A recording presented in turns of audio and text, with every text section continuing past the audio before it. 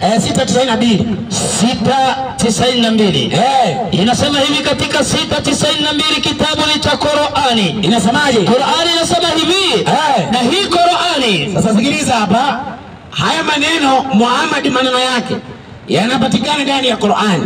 Sasa najua hii Qur'ani ni kitabu kilichoteremsha, ndio, chenye baraka nyingi, ndio, kinahakikisha yale yaliyotangulia.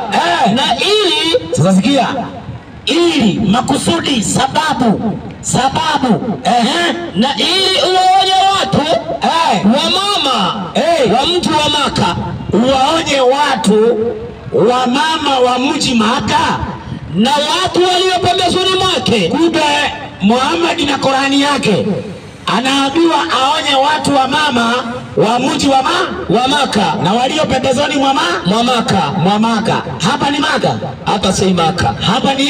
Hapa ni Kongo. Na Qur'ani na Muhammad wanatakikana wale wapi? Maka. Na hapo karibu na Maka. Kwa hivyo watu wanatakikana kwenda polisi. Wana kitabu cha wenyewe na nabii wa wenyewe.